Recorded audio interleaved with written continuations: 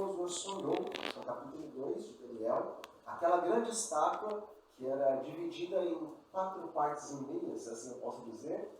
Vamos lá, ver se a gente recorda direitinho. A cabeça da estátua era do quê? De ouro. E a cabeça representava qual império? A Babilônia. O peito e os braços daquela grande estátua, do sonho, ele era de qual material? Era de prata. E simbolizava qual império? Os Medos e os Persas. Um império de 2 povos, mas que se uniram, né, para dominar. Então, logo após o peito e os braços de prata, então nós vemos a cintura, o ventre e o início das coxas da estátua, que era de qual metal? Era o bronze. E o bronze ele representava então qual império? Grécia. E por fim, depois do bronze, vem então as pernas de ferro e posteriormente os pés, que eram também de ferro, mas misturados com barro. As pernas de ferro, elas representam qual império? Roma. Roma o quê? Roma imperial. E agora os pés de ferro misturados com barro representam então o segundo mandato, se assim eu posso dizer, ou a segunda versão do Império Romano, que era a Roma papal agora. Ela não mais era um império tão forte como a Roma imperial, as pernas de ferro, mas era um império misturado, também representa os reinos da Europa. Mas enfim, Daniel é assim, começa no capítulo 2 e os outros capítulos proféticos de Daniel, eles vão falando da mesma coisa. Babilônia, Medo-Pérsia, Grécia, Roma imperial e Roma papal. Só que vão sendo esses impérios representados com outros símbolos. Agora não é mais o ouro, agora lá no capítulo 7, em vez de Babilônia ser representada com a cabeça de ouro, ela é representada com o quê? Com aquele leão que sai do mar. Ele tinha 2 asas de águia, ficou de pé, as asas foram arrancadas, foi colocado no coração de homem nele. Era a mesma Babilônia do capítulo 2, aqui está lá no capítulo 7. Só que ali no capítulo 7, o profeta nos dá o quê? Mais detalhes desse reino, mais detalhes desse império, o que aconteceria. Também, no capítulo 7, agora nós vemos o segundo animal, a segunda besta que sobe do mar. Agora, em vez de peito de prata e braços de prata, simbolizando a Medo-Pérsia, lá no capítulo 7, o profeta então vê o quê? Um urso levantando do mar, que representava a Medo-Pérsia. Só que agora esse urso, nós vemos que ele tinha o que na boca? Ele tinha costelas. Quantas? 3 costelas. E não apenas esse detalhe nós vemos, mas nós vemos que esse urso ele ficava de pé, mas uma das patas ele deixava levantada. Uma ficava encurtada e a outra ia até o chão. Então, mais detalhes do Império da Medo-Pérsia. O que essas costelas representavam? Era a Síria, a Líbia e a Medo-Pérsia. Antes, a Síria, a Líbia e Babilônia. Para chegar no poder universal, a Média e a Pérsia destruiu esses 3 grandes reinos. Por isso o urso estava com aquelas 3 costelas na boca. A pata mais para cima simbolizava um dos reinos. Primeiramente, Dário ele era persa. Né? Então, primeiramente, aquela pata mais curta. Dário era médio e o Síria era persa. Enfim. A pata mais curta ou simbolizava a Pérsia ou simbolizava a Média. Por quê? Embora eram 2 reinos governando juntos, um era mais forte do que o outro. Então a pata mais encurtada representava o reino que tinha menos poder. Depois do urso, nós vemos então agora, e vamos nos deter nisso. Nós vimos lá no capítulo 7 de Daniel, uma outra besta que subiu do mar. Essa besta era semelhante a um leopardo e tinha quantas cabeças? 4 cabeças e também 4 asas. Bom, se o urso era a Medo e a Pérsia, quem era esse leopardo de 4 cabeças? Era a Grécia. Porque depois da Medo e a Pérsia, qual era o próximo império? A Grécia. E por que a Grécia, no capítulo 7 de Daniel, é representada como tendo 4 cabeças e 4 asas? Veja. Como? os 4 generais. A Grécia, ela subverteu ou destruiu o poder da Média e a Pérsia quando ela estava ainda comandada por quem? Por Alexandre o Grande. Só que um pouco depois de subverter a Babilônia, ainda na flor da idade, podemos dizer assim, né, com seus 30 anos, 30 e poucos anos, Alexandre o Grande veio a morrer. E agora, então, o seu grande império, a Grécia, foi dividido em 4 generais. Por isso, as 4 cabeças que aquele leopardo do capítulo 7 de Daniel possuía. Então, 4 generais. No capítulo 11 de Daniel, aí começa a confusão do rei do norte e do rei do sul. Esses 4 generais da Grécia, ele ficou com a parte relacionada à Babilônia, que sempre é vista como o reino do norte. Outro ficou para os lados do Egito, que sempre era visto como o reino do sul. E outros 2 generais, um foi para o leste e outro foi para o oeste. Desses 4 generais, 2 eles se sobressaíram. O reino do norte e o reino do sul. Esses 2, reino do norte e reino do sul, eles vieram a subverter o quê? O reino do leste e o reino do oeste. Por isso que Daniel, capítulo 11, ele não fica falando do leste, do oeste, mas só fala do norte e do sul. Porque os outros 2 reinos, né, daqueles 2 outros generais gregos, eles foram subvertidos. E a força ficou aonde? Com o reino do norte e com o reino do sul. E aí agora começa uma disputa entre rei do norte e rei do sul. Quando você lê Daniel capítulo 11, sempre assim, o rei do norte vai, ataca e esbagaça com o reino do sul. Aí depois vem o reino do sul, ataca o reino do norte, quebra tudo. Aí fica nesse ping-pong. Rei do norte e rei do sul. E essa luta não termina. E aí nós vemos então, quando chega em Daniel, capítulo 40, começa a acontecer uma certa mudança. Daniel 11, versículo 40. A luta, ela continua, mas os teólogos adventistas, eles conseguem encontrar aqui uma transição do poder bélico, ou do poder estadual, né, do Estado, para um poder espiritual. Rei do norte e rei do sul estavam dominados pelos gregos. Só que depois da Grécia, qual é o próximo império de Daniel, capítulo 2? É Roma. Roma o quê? Roma imperial. Veja aqui também lá no capítulo 7. Depois daquele animal, do leopardo, com 4 cabeças, qual é o próximo animal? Qual que é a próxima besta? Aquela besta terrível, espantosa, aquele animal que tinha dentes de ferro, tinha unhas de prata, de bronze, e que ele destruía, e tudo aquilo que sobrava, ele ainda pisava em cima, esmagava. Então, Roma imperial subverteu o quê? A Grécia. Quando Roma imperial subverte a Grécia, espiritualmente agora, Roma, ela se coloca... politicamente, Roma, desde já se coloca como reino do norte. Ela assume o reinado do norte. E quando Roma imperial assume o reinado do norte, os seus inimigos passam a ser, por algum tempo, os árabes e alguns outros povos que lutavam contra Roma.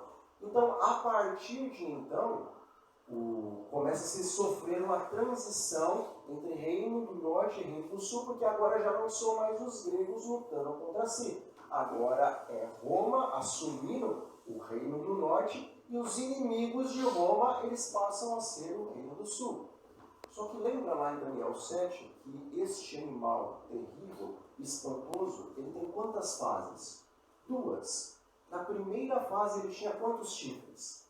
10 chifres. Ainda era Roma imperial. Só que depois o que acontece? Sobe um pequeno chifre, que tinha olhos, boca, falava com arrogância ele dizia blasfêmias contra o Altíssimo. Então, este segundo período daquele animal terrível e espantoso, ou seja, de Roma, simboliza o quê? Roma papal. A partir de então, começa uma transição nos próprios impérios, porque até então era só um poder militar. Mas agora é um poder militar e também um poder o quê? Espiritual. Se o capítulo 11 de Daniel, ele vem falando dessas guerras, do Reino do Norte e do Reino do Sul, primeiramente uma visão de império, uma visão política, quando então a história ela muda? Quando então as coisas passam a ser não apenas políticas, mas políticas espirituais, então em Daniel capítulo 11 também tem que ter uma mudança entre Reino do Norte e Reino do Sul. Agora o Reino do Norte não vai ser mais um reino apenas político, mas ele vai ser um reino também o quê? Espiritual. O Reino do Sul não vai ser apenas um poder político, mas ele vai ser um poder o quê? Espiritual. Então, a partir de 538 da nossa era cristã, que é quando o papado realmente assume completamente o poder, então em Daniel capítulo 11, o Reino do Norte passa a ser não apenas político, mas também espiritual. E o Reino do Sul passa a ser não apenas político, mas também espiritual. Então, quando chegamos em Daniel 11, versículo 40, a nossa visão precisa mudar.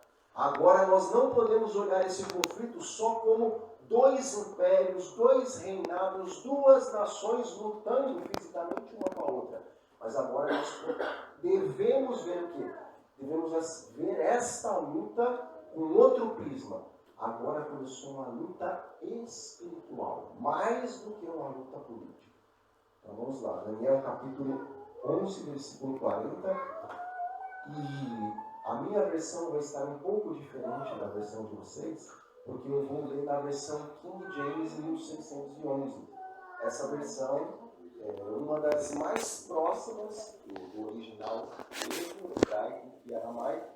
E eu vou ler nessa versão porque existe um detalhezinho aqui que a versão de vocês vai estar um pouco diferente, mas esse detalhe aqui é importante. Daniel 11:40 diz assim: e no tempo do fim, olha que interessante, e no tempo do fim, nós, como adventistas do sétimo dia, estudamos a profecia e nós reconhecemos o momento em que chega o tempo do fim. E qual é este momento da história do grande conflito, no qual nós podemos dizer, começou o tempo do fim? 1798, por quê? Porque o papado foi subvertido e porque estava a cabeça, uma das cabeças da besta, de Apocalipse 13, ela estava sendo o quê? Ela estava sendo ferida. Existem ainda outros motivos para se falar que começa o tempo do fim.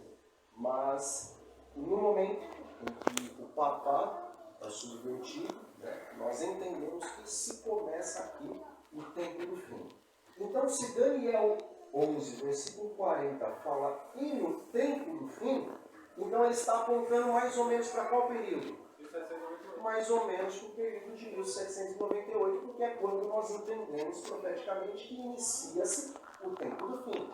Então, o profeta está dizendo, olha, mais ou menos lá perto de 1798, olha o que vai acontecer com o Reino do Norte e com o Reino do Sul. Que agora não é mais só político, mas é o quê? Espiritual. E no tempo do fim, o rei do sul, espiritual, desafiará. E o rei do norte virá contra ele com um furacão, com carruagens e com cavalos e com muitos navios. E ele adentrará as nações e os inundará e atravessará. Bom, nós entendemos que em determinado momento, Roma, ela subverte o poder da Grécia. E quando ela subverte o poder da Grécia, ela passa a ocupar qual reino? O do norte ou do sul? Roma passa a ocupar o reino do norte. Se Roma passa para o Reino do Norte, os inimigos de Roma são aqueles que passam para o Reino do Sul. Mas agora, após 538 depois de Cristo, quando o Reino do Norte vai ganhando essa questão espiritual, então o Reino do Sul ele também vai passando a ter o quê? Uma questão espiritual. Em 1798, Reino do Norte, Roma, política e espiritual, política e religiosa. Mais ou menos por 1798, quem era o inimigo espiritual e político de Roma? Alguém sabe dizer? França. Vamos lá para Apocalipse capítulo 11.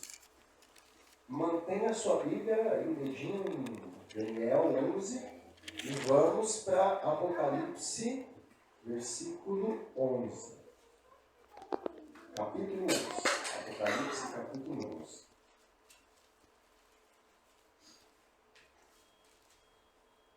A partir do versículo 3. Apocalipse 11, a partir do versículo 3. Darei as minhas duas testemunhas que profetizem por 1260 dias, vestidas de pano de saco. São estas as duas oliveiras e os dois candeeiros que se acham em pé diante do Senhor da terra. Se alguém pretende causar-lhes dano, sai fogo da sua boca e devora os inimigos. Se alguém pretende causar-lhes dano, certamente deve morrer. Elas têm autoridade para fechar o céu, para que não chova durante os dias em que profetizar.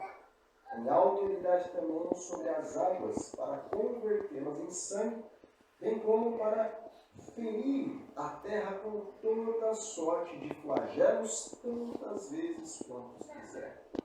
Quando tiverem, então, concluído o testemunho que devem dar, o que vai acontecer? A besta que surge do abismo pelejará contra elas e as vencerá e matará. E o seu cadáver, cadáver de quem? Das duas testemunhas. E o seu cadáver ficará estirado na praça da grande cidade que espiritualmente se chama Sodoma e Egito, onde também o seu Senhor foi crucificado. Bom, o inimigo de Roma, por volta do tempo do fim, mais um motivo aqui para nós dizermos que o tempo do fim inicia em 1798, é porque estava o quê? Findando a grande profecia dos 42 meses, ou um tempo, 2 tempos e metade de um tempo, ou 1260 dias. Quando começa a profecia? Quando se estabelece o poder papal no ano de 538 depois de Cristo, e quando termina então os 1260 anos? Quando França, através do seu general Berthier, invade agora Roma, prende o Papa e o poder papal, o Império Papal, ele é subvertido. Isso acontece em que ano? 1798. Então, mais um motivo, talvez o principal, pelo qual dizemos que 1798 é o início do tempo do fim. Então, o inimigo de Roma, por volta deste período, era a França. A França era um poder político? Era. Só que a Bíblia também diz que era um poder o quê? Espiritual. E ela era comparada a duas nações da antiguidade, Sodoma e Gomorra. Por que a França era considerada como Gomorra e Sodoma?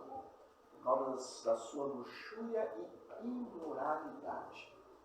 Em 1793 foi quando a França inicia com força a Revolução Francesa. Quando se inicia a Revolução Francesa, o que a França declara? Não existe Deus. Então aqui ela está se comparando ao Egito. Por quê? Lembra quando Moisés ele foi até Faraó pedir que Faraó libertasse o povo de Deus. Por quê? Porque Deus estava pedindo para o povo ser liberto. E Faraó disse, olha, ok, né? Deus, Criador do céu, da terra, do mar, e de tudo que neles há, é claro, o povo pode ir.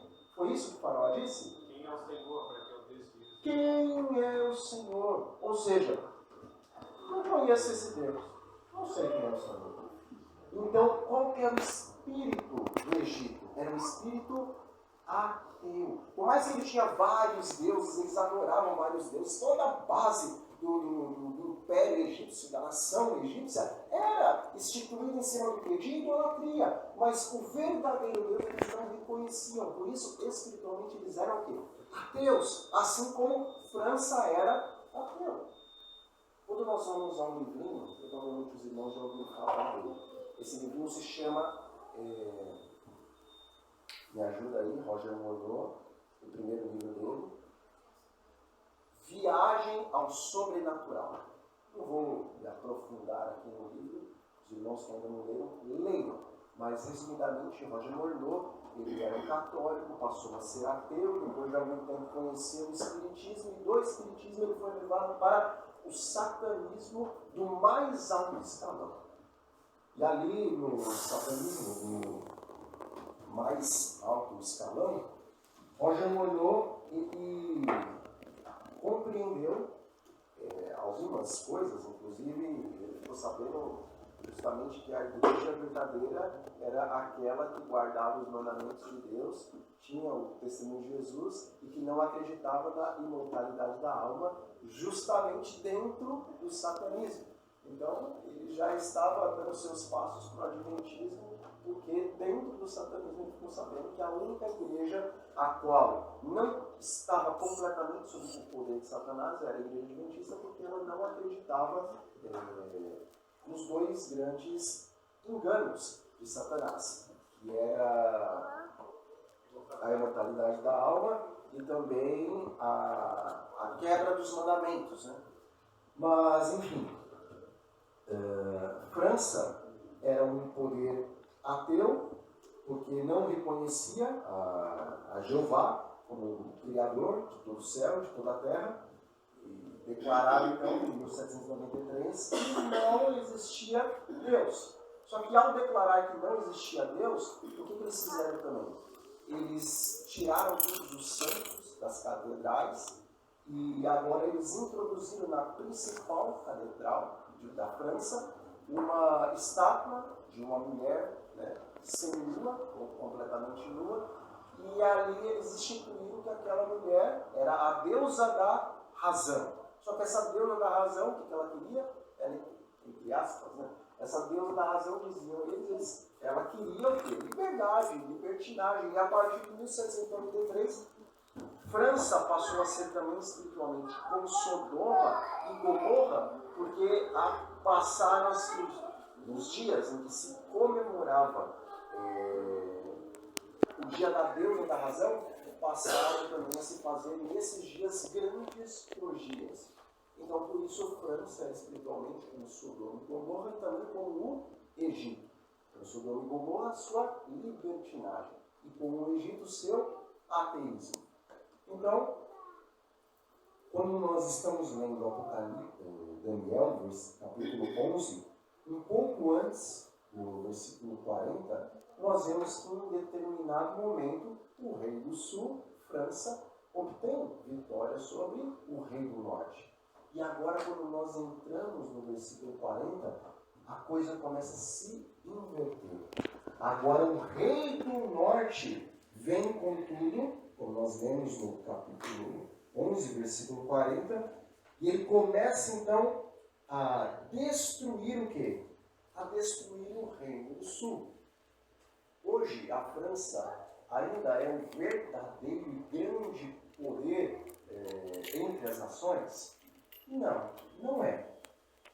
Mas o que França estabelece naquele período da Revolução Francesa que hoje é um grande poder nos nossos dias? O ateísmo. Embora se diga que boa parte do mundo religioso é cristão, e existem também bilhões de árabes, e aparentemente muita gente acredita em Deus, a verdade é que o ateísmo, de certa forma, nos nossos dias, ele ainda está subvertendo o cristianismo. De qual maneira? Quando França estabelece a Revolução Francesa, passaram a existir dois termos muito comuns nos nossos dias. Esses dois termos políticos, muito comuns, que passaram a existir naquela época, é o termo esquerda e direita. Os que eram de direita, os que estavam à direita do rei. E o rei era pelo quê? Pela igreja. O rei acreditava, os monarcas acreditavam na igreja e queria que o papado prosseguisse. Mas os que eram de esquerda, eles eram a favor do quê? Nada de Deus, nada de igreja, nada com a verdade. Então, naquele tempo se instaura esquerda e direita. França, que havia subvertido Roma, era de o quê? Era de esquerda. O poder do ateísmo. Após isso, a esquerda ela começou a fazer o quê? Crescer. Crescer. E por mais que existam professos cristãos que são de esquerda, na verdade toda a filosofia deles é anti-Deus. Ainda que estejam nas igrejas. Mas a filosofia é anti-Deus. Ela vai contra os princípios judaicos cristãos. Hoje em dia, quando você olha para o mundo, quem é ainda mais forte? Esquerda ou direita? Esquerda. O poder anticristo, o poder que subverte as palavras de Deus, ainda é de esquerda. Roma ainda é um poder muito forte nos nossos dias, certo? Só que é Roma ainda que está dominando hoje o cenário cristão? Não. Quem é que está dominando o cenário cristão mundialmente hoje em dia? Os Estados Unidos da América do Norte. Os Estados Unidos da América do Norte, embora o maior poder cristão, quem está comandando? Alguém de direita ou alguém de esquerda? Esquerda. Nos Estados Unidos, qual poder ainda é mais forte? Direita ou esquerda? Esquerda. Haja visto que o presidente se encontra lá, é o presidente de esquerda. Contudo, o decreto dominical ele sai aonde? Do norte, direito. Ele sai nos Estados Unidos da América do Norte. Quem é que pede a saída do decreto dominical? A direita. São os conservadores, são os cristãos, são os antigos protestantes que eles vão fazer o quê? Eles vão apelar para os seus governantes para que passem as leis dominicais. Está acontecendo isso nos Estados Unidos nos nossos dias? Já. Nós estamos vendo diante dos nossos olhos a esquerda sendo subvertida para a direita vir com tudo, tal como foi falado na profecia, com um furacão, com exércitos e também com navios. Estamos vendo. Um movimento a nível nacional nos Estados Unidos tem se levantado, um movimento de direita. E aquele o qual foi chamado para presidenciar sobre o maior cargo dos Estados Unidos e o maior cargo do mundo, se assim eu posso dizer, o presidente dos Estados Unidos, quem é? Donald Trump. E Donald Trump, ele é a favor da igreja e Estado? Nunca o presidente dos Estados Unidos defendeu tanto a união igreja-estado como quem está defendendo. O Trump está defendendo.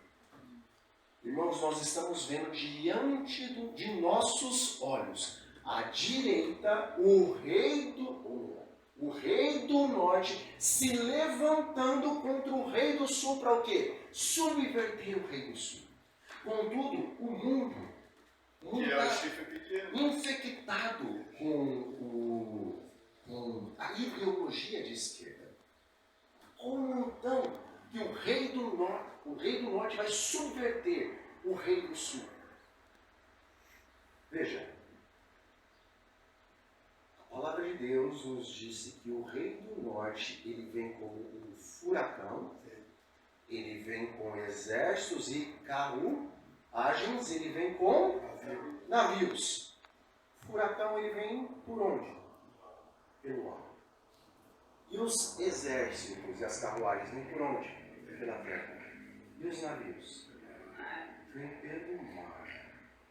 Quando nós vamos para Apocalipse capítulo 16, ali é dito: eu vi da boca do quê? Do dragão. Da boca da besta. E da boca do falso profeta. 3 espíritos imundos semelhantes a rãs. Porque esses espíritos são espíritos do quê? De demônios. E o que eles fazem? Eles brincam. Eles fazem milagres. E para que eles fazem milagres? A fim de ir até os reis da terra. Para o quê? Preparar o coração desses. Se prepara o coração dos reis, se prepara o coração dos seus súditos. Ou seja, eles vêm com milagres, com poder sobrenatural, para preparar os governantes do mundo inteiro para o dia do Deus Todo-Poderoso. A direita, ela está do lado, supostamente, da palavra de Deus.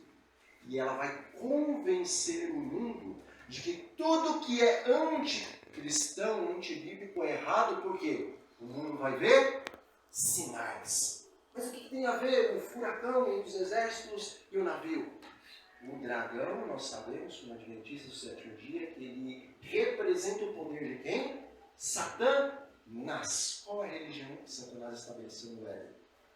O Espiritismo, porque Satanás é a potestade do ar. Diz a palavra de Deus. Espiritismo, Satanás é a potestade do ar. Mas em Apocalipse capítulo 3 nós vemos uma besta que ela sobe da onde? Do mar. A besta que sobe do mar, que besta é essa? O catolicismo. Mas só tem esses 2 poderes em Apocalipse. Tem uma besta que ela sobe da onde? Da terra. Quem é a besta que sobe da terra? O falso profeta, começando pelos Estados Unidos e indo por toda a cristandade.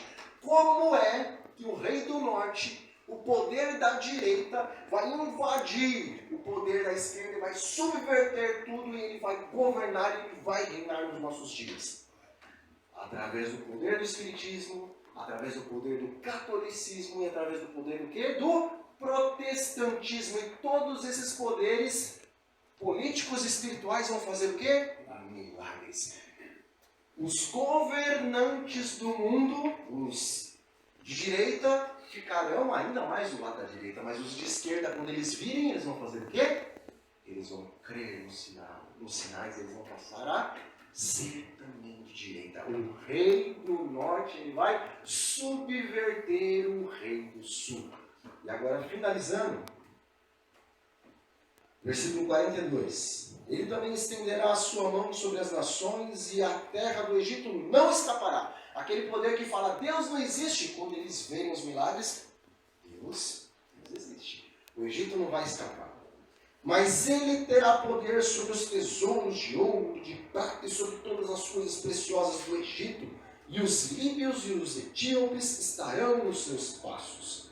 Mas as notícias do leste e do norte o atribularão. Portanto, sairá com grande fúria para destruir totalmente e eliminar a todos. O rei do norte vai estar o quê?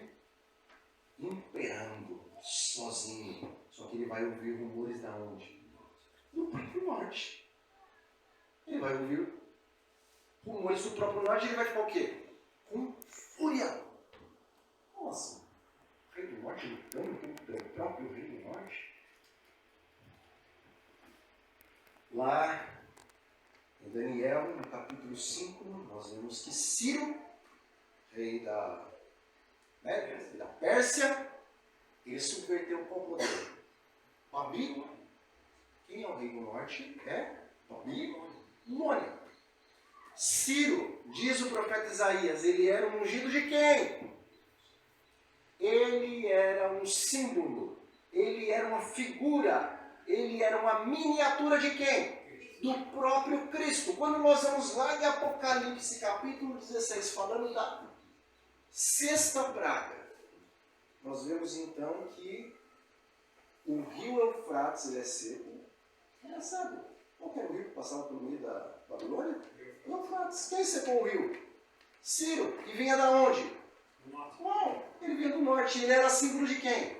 de Cristo. Ele era símbolo de Cristo porque Cristo é aquele que vem com todos os seus exércitos da banda do onde? Do norte. E ele vai destruir os impérios deste mundo quando que poder vai estar imperando sobre toda a cristandade, sobre todo mundo? Quando o poder da direita, quando o reino do norte estiver imperando. Mas Cristo, alguém pode com Cristo? Como que então o rei do norte ele vai falar, olha, os rumores do norte e do leste estão me incomodando, vão partir para cima deles. Alguém pode com Cristo? Não. Mas e com os representantes de Cristo? Na Idade Média, o que Roma fez? Ela dizimou milhões de cristãos.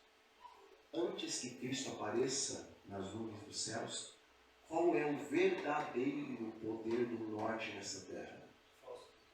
Não, o verdadeiro. Porque tem o falso, que é Babilônia, é a direita. Mas qual que é o verdadeiro poder do norte nesta terra? Remanescente? O remanescente de Deus. Neste período, o que vai enfurecer o rei do norte?